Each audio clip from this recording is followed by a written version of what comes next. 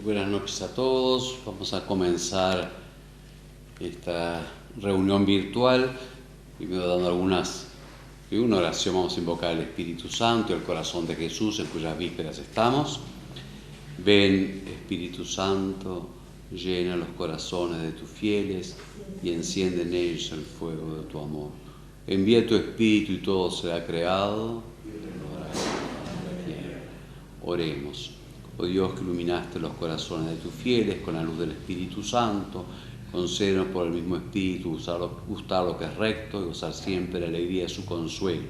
Por Jesucristo nuestro Señor. Amén. Sagrado corazón de Jesús, en vos confío.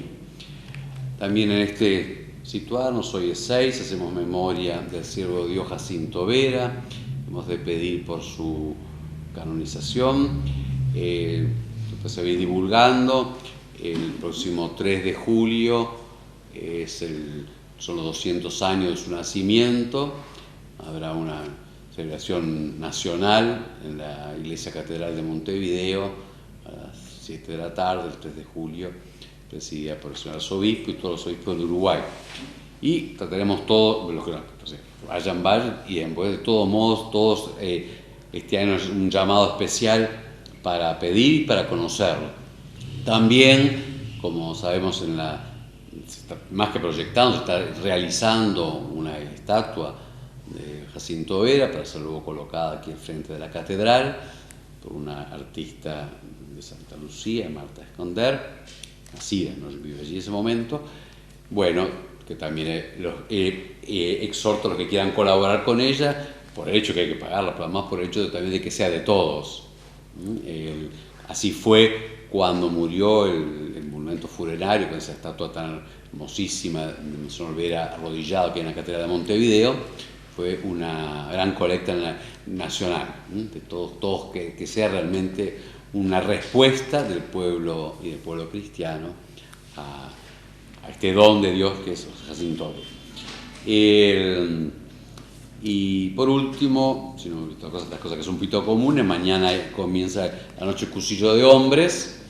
Invitamos siempre a orar, porque es la gracia de Dios la que mueve los corazones, para los que ya han entregado sus fichas, para que venzan esas últimas tentaciones de último momento, que no hay tiempo, que es el trabajo, que no sé qué, y sobre todo para que pueda ser un acontecimiento de gracia, y ponemos todas las intenciones de todos nosotros. Mañana, ya digo, el Día Sagrado Corazón de Jesús, hay celebración en todas partes. Yo celebraré a las 4 las vísperas y a las 16:45 la misa en el Santuario Eucarístico Diocesano de las Salesas en Progreso. Todos nos unamos a esta que hace mucho a lo que vamos a trabajar hoy, que es bastante difícil, así que manos a la obra. Estamos en artículo, para buscar los números que es lo más fácil seguir, 456. Y seguimos con Jesucristo, que es el centro de nuestra fe. El artículo dice: Jesucristo fue concebido por obra y gracia del Espíritu Santo y nació de Santa María Virgen. Y tiene una subdivisión, el párrafo 1, el Hijo de Dios se hizo hombre, obviamente le llamamos la encarnación, que a su vez tiene sus subtítulos: ¿por qué el Verbo se hizo carne? 2, la encarnación en cuanto tal. 3, la afirmación del ser de Jesús, verdadero Dios y verdadero hombre, que es el más complejo. Luego, el 4, cómo es hombre el Hijo de Dios, sobre todo de su humanidad, que termina justamente con el corazón del Verbo encarnado. Y quizás veamos la primera parte del párrafo siguiente, el concebido por obra y gracia del Espíritu Santo, porque después ya va directamente a María.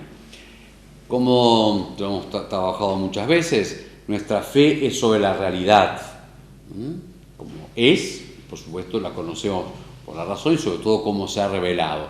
Y lo real es Dios. Lo demás es real, pero real en cuanto creado, cuanto recibe, y por supuesto por ser creado tiene su consistencia y tiene su realidad, y de un modo especial la del hombre, que hemos estado viendo. Pero el centro de lo que se nos ha abierto la realidad es Dios mismo. Ya lo hemos visto, aunque algo se va a conectar de vuelta, el centro del misterio de Dios, que es, bueno, Dios, un solo Dios, eterno, omnipotente, bienaventurado, y tres personas divinas. No es un gran solitario, sino el Padre y el Hijo y el Espíritu Santo en la unidad de una única sustancia, única divinidad, único poder, única acción, etc. Eso ya hemos hablado, pero se conecta con el misterio de Cristo, que ahora estamos acercándonos.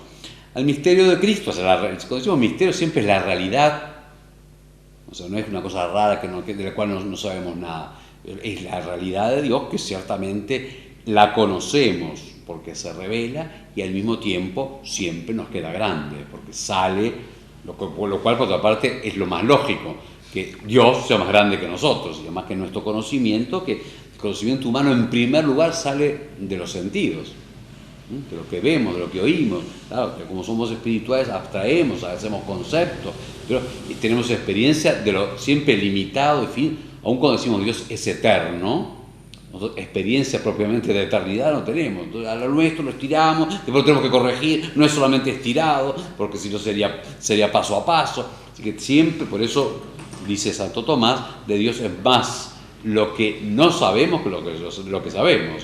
Y fíjense que la mayoría de las afirmaciones de Dios son negativas, es infinito, no es finito, no es limitado, es absoluto, está separado de estar, es en sí mismo, pero nuestro concepto hacemos que en sí mismo separándolo de lo que lo conocemos, es absoluto, así que siempre es muy limitado. Y bueno, adentramos en Cristo.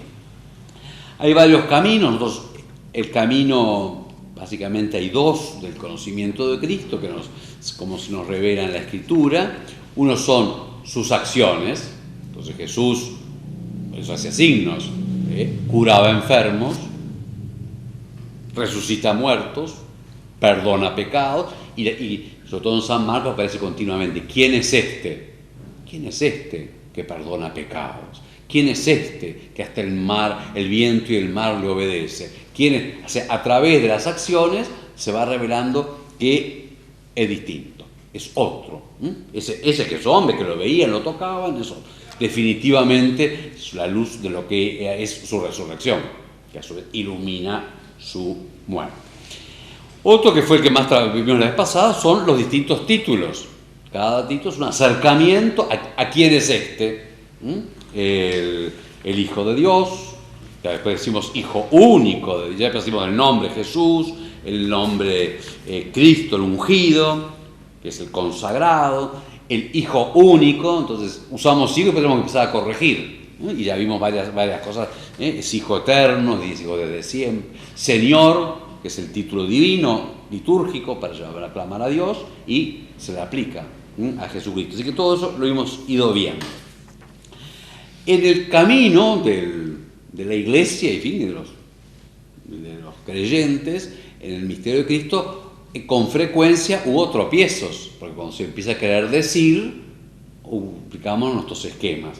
Pero y eso que comenta lo que se llama herejías, a veces el que lo hacía no era un hereje formal. Un hereje formal es aquel quien niega algo que está afirmado que se cree. A veces eran balbuceos o errores de expresar, también en esa búsqueda.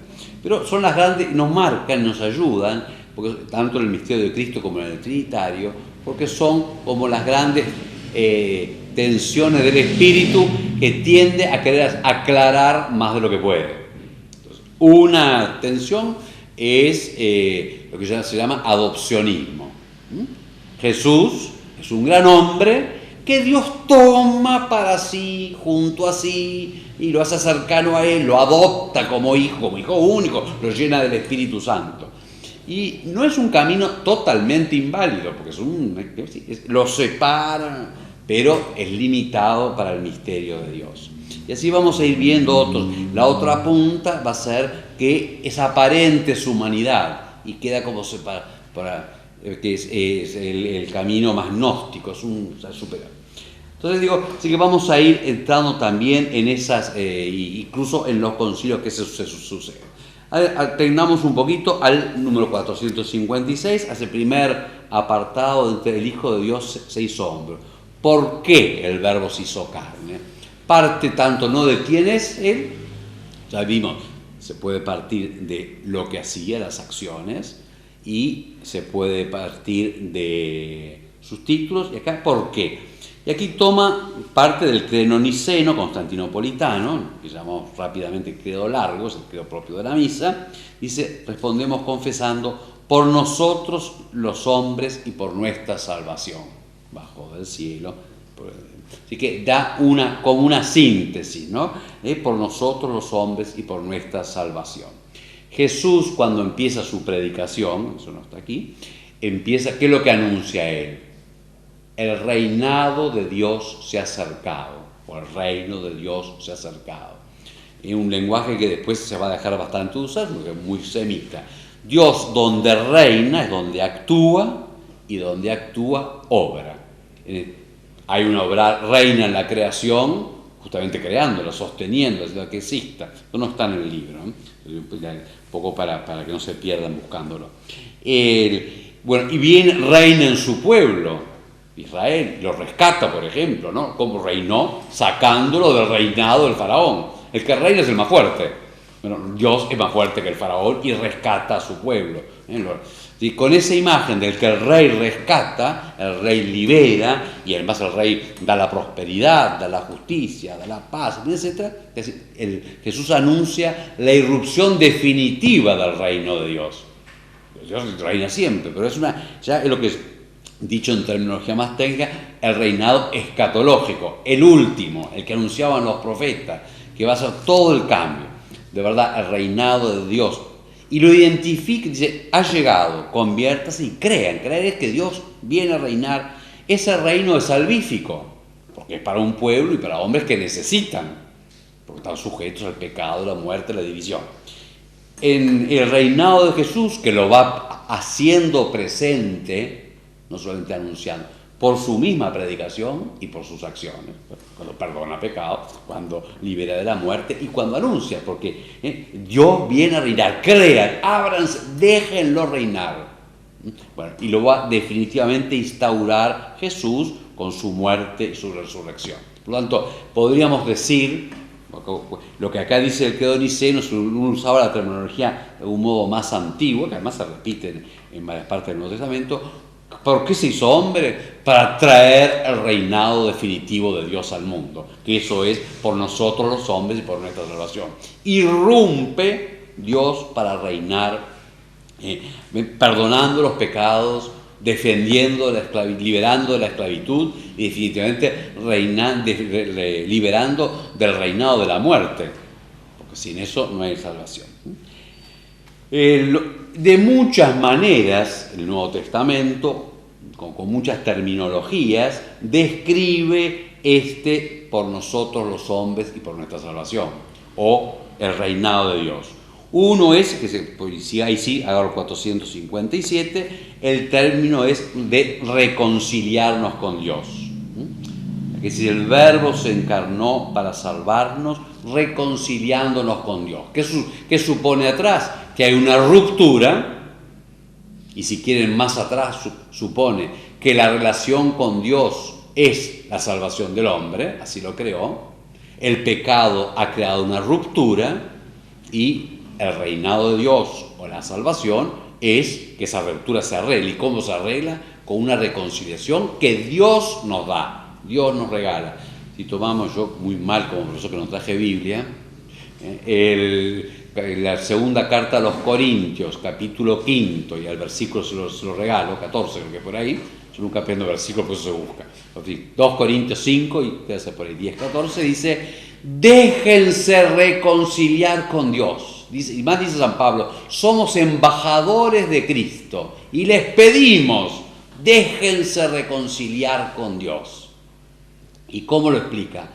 Al que no conoció pecado, a Jesucristo, lo hizo pecado, es un término muy fuerte, yo lo explico, para que nosotros tuviéramos la justicia en él. Así que ese cambio, nosotros pecadores, por lo tanto hechos enemigos, ¿Nos reconcilia cómo? Haciendo pecado a su Hijo y en Él nos da su justicia. Hacer pecado es un término apretado, un hebraísmo para decir haciendo el sacrificio por el pecado, haciendo la ofrenda por el pecado. Así que en ese intercambio en que todo a favor nuestro, el justo toma el pecado para darle la justicia a los pecadores y hechos justos en Él, somos reconciliados con el Padre. Así que, ¿y para qué se hizo carne? Para poder reconciliarnos, porque Él, uno a veces le gustaría que Dios hiciera las cosas más mágicamente. Bueno, ya arregle todo. Dios respeta la realidad de la criatura y la sostiene. Entonces, si el hombre ha pecado realmente, siendo todo don de Él, es verdad, pero el hombre de algún modo debe restituir. Es como uno, si a uno... Está bien que uno lo perdonen porque por bondad, pero también le tiene que dar la oportunidad, aunque sea decir perdón, ¿no? Porque si uno no aporta nada, no puede ser perdonado. Gracias que me traen el que no traje. Así que les doy ya el versículo 2 Corintios 5. Así que es una terminología muy usada por San Pablo, ¿no? Para decir ese por qué, para qué lo hizo, para reconciliarnos.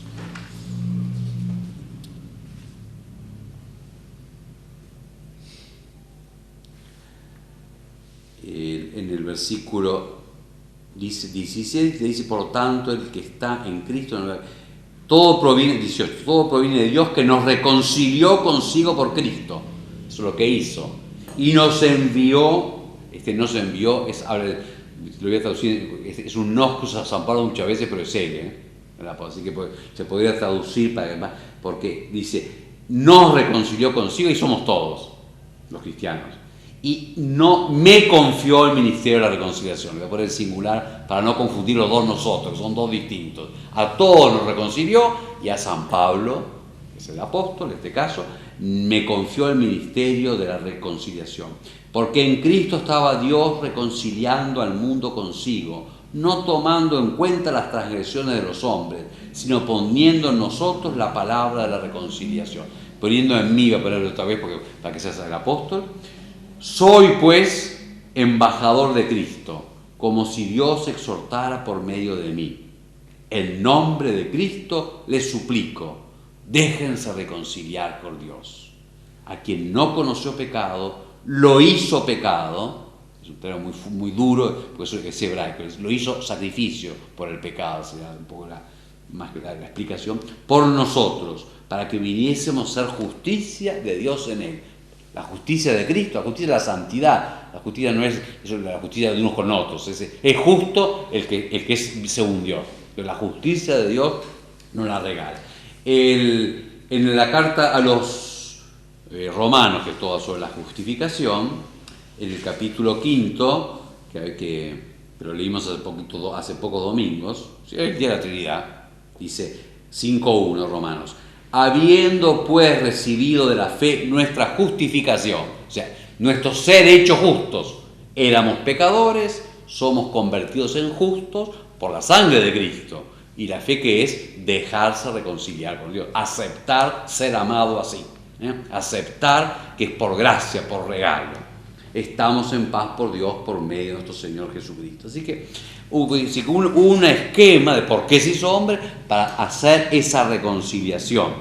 O también la salvación, que es otro lenguaje que usa, nos salva del pecado. También se usa mucho el término rescate.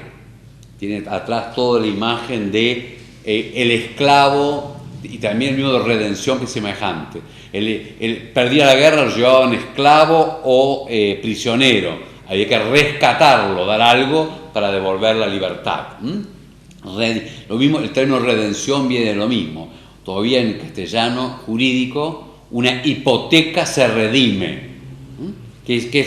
Yo hipoteco una casa, quiere decir que es mía, me han dado un préstamo, pero no tengo el derecho sobre ella, ¿no? Si no devuelvo el préstamo, pierdo la casa.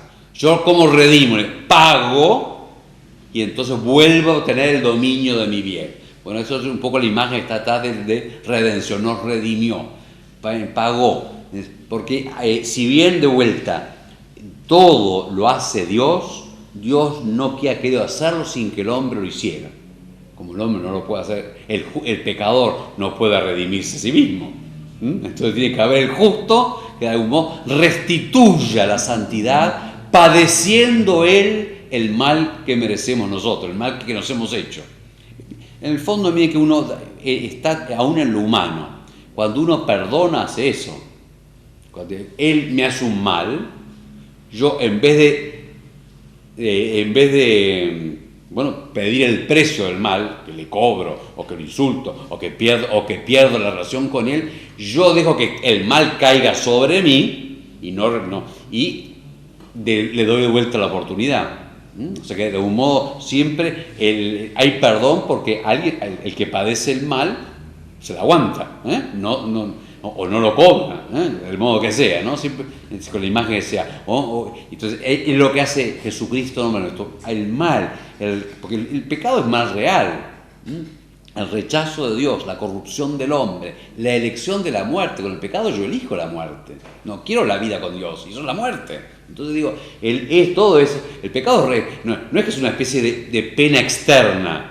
No importa nada, pero Dios se lo antojó poner no es un castigo externo porque se enojó el papá o se enojó la mamá, y que no tiene problema. No, es el castigo, el mal propio que produce en romper la relación con Dios, no recibir su don, romper la relación con los demás, destruir la imagen de Dios en mí. Entonces solamente, y tiene que ser restituida lo hace Cristo, para eso toma carne, para ser uno de nosotros. Creo que lo dije la otra vez y lo repito porque hace poco lo volví a hacer, no sé si fue con la Trinidad, con cuál de las intervenciones hace poquito, con un poquito de trampa, ¿no? Digo, en la cruz Dios nos amó totalmente. ¿Alguna vez el hombre amó totalmente a Dios? Y me dicen, no, nosotros no estamos redimidos. Sí, porque Cristo justamente para eso se hace hombre, para ser la respuesta total del hombre a Dios. Y en esa nos metemos nosotros, en esa por la fe participamos. Aquí tengo un texto muy lindo de San Gregorio de Niza. Nuestra naturaleza enferma exigía ser sanada, desgarrada ser restablecida, muerta ser resucitada. Habíamos perdido la posesión del bien, era necesario que se nos devolviera. Encerrados en las tinieblas, hacía falta que nos llegara la luz. Estando cautivos, esperábamos un Salvador. Prisioneros, un socorro. Esclavos, un